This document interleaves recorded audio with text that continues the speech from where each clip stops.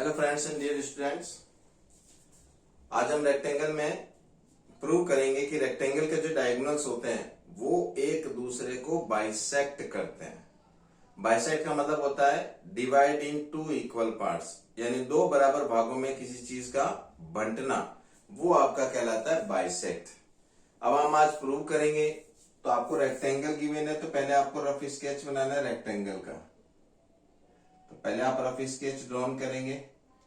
ये मान लो आपका रेक्टेंगल है, मैंने इसको नेमिंग कर दिया है ABCD। ये आपको रेक्टेंगल गिवन है। अब रेक्टेंगल में आपको पता है अपोजिट साइड्स इक्वल होती है, ईच एंगल 90 डिग्री होता है। अब हम डायगोनल्स को ज्वाइन करेंगे। ये हमने डायगोनल्स ज्वाइन किए। डायगोनल को ज्वाइन करने के बाद में जहां दोनों डायगोनल्स एक दूसरे को कट कर रहे हैं वो आपका मान लो पॉइंट है O। अब आपको प्रूव करना है कि जो OA है वो OC के इक्वल है और OB जो है वो आपका OD के इक्वल है। ये आपको प्रूव करना है, यानी जो डायगोनल्स है वो एक दूसरे को बाइसेक्ट कर रहे हैं, यानी आधे आधे पार्ट में डिवाइड कर रहे हैं। अब रेक्टेंगल में क्या होता है, अपोजिट साइड्स इक्वल के साथ में अपोजिट साइड्स क्या होती है, पैरेलल भी होती है। तो सबसे पहले आप गिवन यूज करेंगे। गिवन में यूज करेंगे तो आपको लिखना है पहले ABCD इज ए रेक्टेंगल। आगे लिखेंगे such that AB equal to DC, फिर लिखेंगे AD इक्वल टू BC। उसके साथ आपको लिख देना है AB parallel DC and AD parallel BC। जब भी पैरेलल लाइन से कोई भी रिलेशन आएगा तो इसका मतलब वहां आपके जो एंगल्स बन सकते हैं वो आपके कॉरेस्पॉन्डिंग एंगल्स बन सकते हैं और ऑल्टरनेट एंगल्स बन सकते हैं। तो यहां हम ऑल्टरनेट एंगल और कॉरेस्पॉन्डिंग एंगल से अगर आपकी कोई प्रॉपर्टी आती है तो हम उसे यूज करेंगे। अब आपको ये प्रूव करना है OA इक्वल टू OC, तो आप लिखेंगे प्रूव।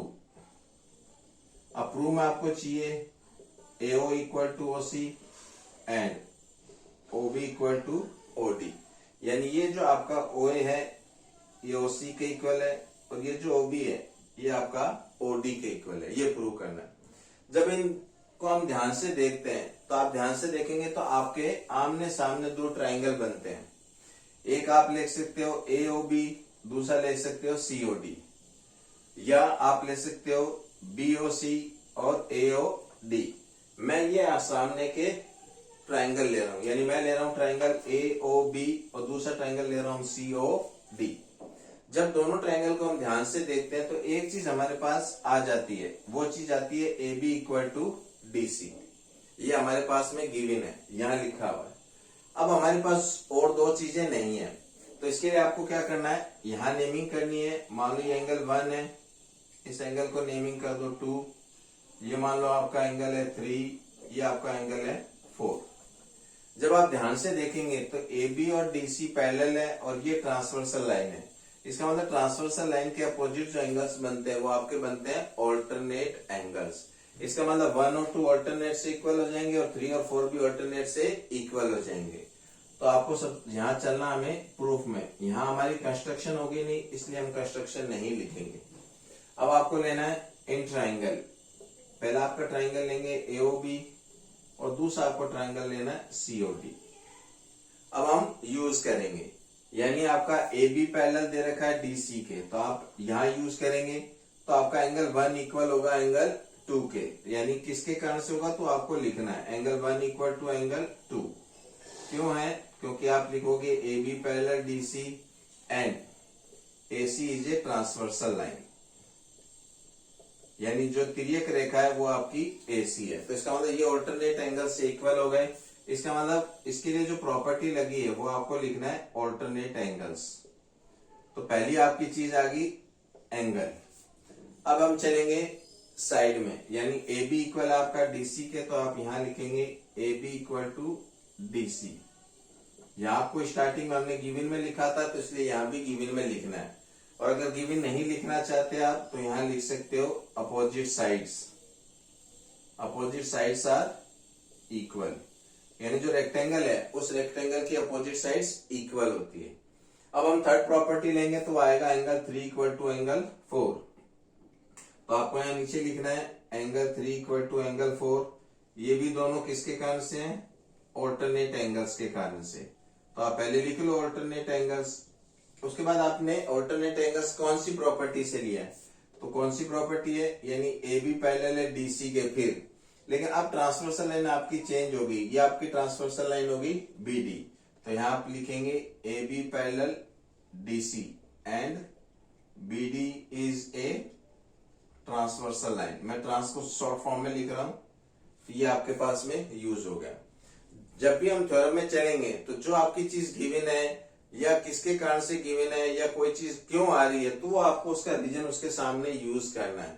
जब तक रीजन यूज नहीं करेंगे तब तक हम उसको आइडेंटिफाई नहीं कर सकते। तो इसका मतलब एक एंगल हो गया, एक साइड होगी, फिर एक एंगल हो गया, इसका मतलब दोनों ट्राइंगल अब क्या हो जाएंगे?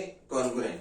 तो आप नीचे लिखेंगे देयरफॉर ट्राइंगल एओबी ये आपका कॉन्ग्रुएंट हो गया ट्राइंगल सीओडी के। अब कौन सी प्रॉपर्टी से हुआ है? तो आप पहले लिखेंगे बाई एएस से, क्योंकि दो एंगल है और वन साइड है। तो ये एएस से कॉन्ग्रुएंट हो गया। इसका मतलब जो रिमेनिंग पार्ट है वो आपके सीपी सीटी से क्या होंगे? इक्वल। अब रिमेनिंग पार्ट कौन कौन से होंगे? इस ट्राइंगल का ओए इक्वल होगा ओसी के। तो आप यहां लिखेंगे ओए इक्वल टू ओसी, आगे चाहो तो आप लिख दो बाई सीपी सीटी। इसी तरह से ओबी इक्वल टू ओडी, तो आप ये भी लिख दो ओबी इक्वल टू ईडी, इसके सामने भी आप लिख दो बाई सीपी सीटी। तो ये इस तरह से आपका क्या हो जाएगा? प्रूव हो जाएगा। इसका मतलब रेक्टेंगल की एक प्रॉपर्टी और हो गई कि जो रेक्टेंगल में जो डायगोनल्स होते हैं वो इक्वल होने के साथ में क्या होते हैं कि एक दूसरे को बाइसेक्ट भी करते हैं। अब जो दोनों डायगोनल्स इक्वल हैं, इसका मतलब आपके इसके चारों पार्ट्स भी क्या हो जाएंगे? इक्वल। तो यहां हम ये भी लिख सकते हैं AC इक्वल टू BD सो, तो इसके चारों पार्ट्स आपस में इक्वल हो जाएंगे। OA equal to OC equal to OB equal to OD। अब ये क्यों हुआ है? क्योंकि जो आपका रेक्टेंगल होता है उस रेक्टेंगल में आपके डायगोनल्स क्या होते हैं? इक्वल होते हैं। ये हमने पीछे वाली जो क्लासेस थी उसमें मैंने आपको प्रूव करके बताया था। तो जब डायगोनल्स इक्वल है तो उनके आधे आधे पार्ट्स भी आपस में क्या हो जाएंगे? इक्वल हो जाएंगे। इसका मतलब कोई भी अगर रेक्टेंगल है उस रेक्टेंगल में डायगोनल्स इक्वल होने के साथ में क्या होता है कि जो डायगोनल्स होते हैं वो एक दूसरे को क्या करते हैं? बाइसेक्ट भी करते हैं। तो इस तरह से हम क्या कर सकते हैं? इसको प्रूव कर सकते हैं। तो मेरे ख्याल से आज आप थ्योरम समझ गए होंगे। अगर इसमें कोई आपको कोई चीज डाउट की लगती है तो आप मेरे को कमेंट्स करके भी पूछ सकते हैं, मैं आपको फिर एक्सप्लेन कर दूंगा। मेरा वीडियो अगर आपको अच्छा लगा तो प्लीज लाइक और सब्सक्राइब करना ना भूलें। ज्यादा से ज्यादा लाइक करें, ज्यादा से ज्यादा सब्सक्राइब करें।